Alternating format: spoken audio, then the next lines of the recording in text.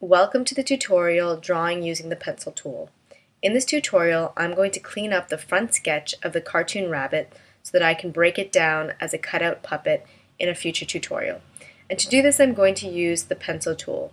So to access the pencil tool, you can click on its icon in the Tools toolbar or use the keyboard shortcut Option Y on Mac or Alt Y on Windows. First, I'm going to create a new layer in the timeline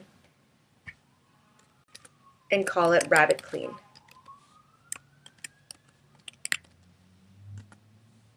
Then I'm going to turn on the light table and uncheck any of the objects that I don't want to see in the drawing view.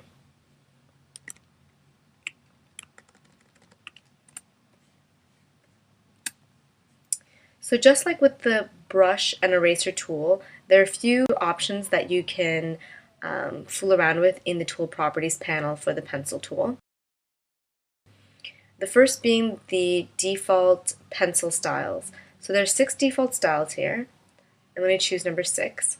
And with each of these styles, you have the ability to change the width of the pencil and its smoothing. Unlike the brush and the eraser where you have a minimum and maximum value, you just have a maximum width value because the pencil line has a consistent width all the way through. Once again, if you have a fairly low value for the smoothing, your line will stay fairly faithful, whereas if you increase the smoothing quite a bit, your line will get smoothed out quite a bit as well.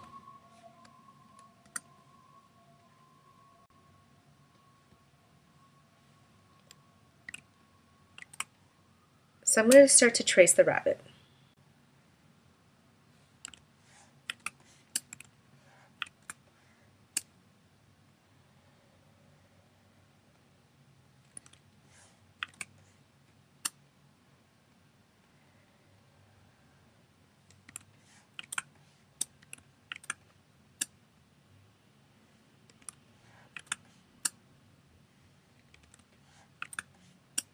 You'll notice that I'm overshooting my lines quite a bit here with the ears, but don't worry about that. We're going to clean that up later in another tutorial.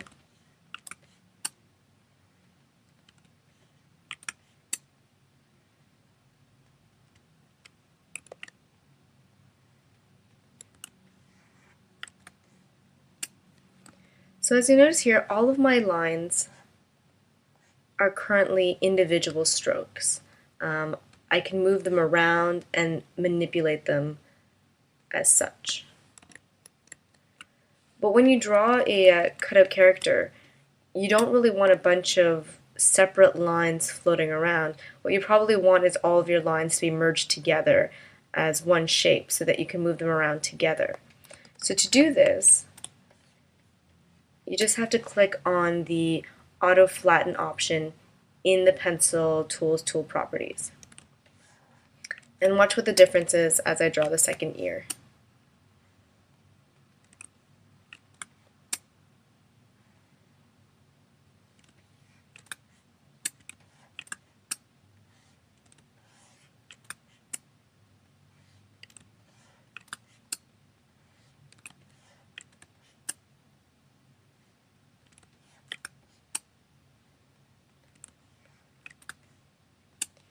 So now when I select lines with the rabbit ear, you'll see that all the lines were selected except for this line right here, and that's because this line doesn't actually overlap or cross over the central vector line of the strokes beside it. But all the other lines are selected. So what happens with the auto flatten with central vector lines is that they actually get grouped together and are considered one shape, even though they look like they still retain their central vector. And just like the other line, can be manipulated as such.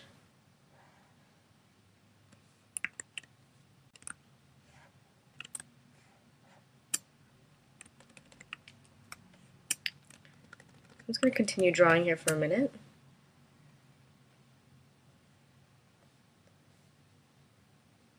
And then add a swatch.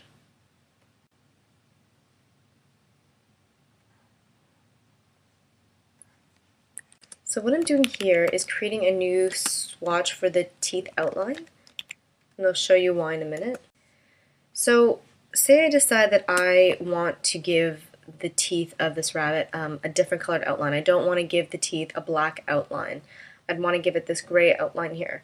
But I also want to have this outline sit underneath the mouth of the rabbit. To do this easily, you just need to select the Draw Behind option here in the Tools property. I'm going to unclick the Auto Flatten.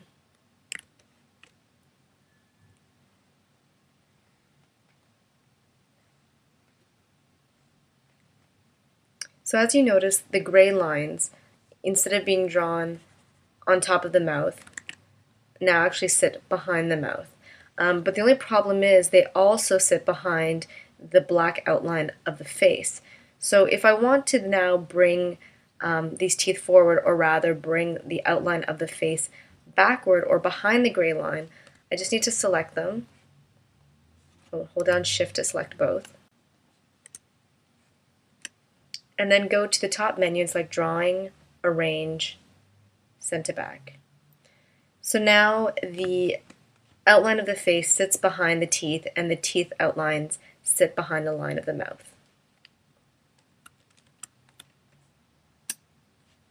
So the last thing I'd like to show you is how to use the Auto Close Gap option. So let's click on that. And to see how this option works, you should enable the Show All Strokes feature. So you can go to View, Show Strokes, or use the keyboard shortcut D. So what this feature basically does is it ensures that every stroke you draw will make a closed zone. And this is good for when you need to paint your object, because obviously you can only paint zones that are fully closed. So I'll show you what I mean.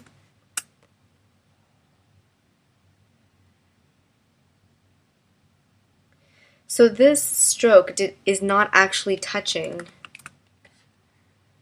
the black stroke here, or maybe it's like barely touching, but it doesn't cross over. But to make sure that this zone is closed off, this central vector line snapped from being at the end of this stroke to actually jumping over this gap and touching the central vector line right in front. And so what that's basically doing is just letting you know, it's giving you peace of mind that no matter what you do, even if you're drawing really quickly and maybe not completely connecting lines, the software will connect those lines for you and ensure that you have closed zones that you can paint later on.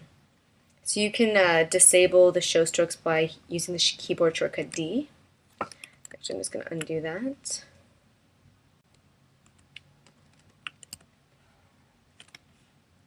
And that's pretty much it for the tutorial, drawing using the pencil tool. Stay tuned for the next tutorial, drawing with shapes.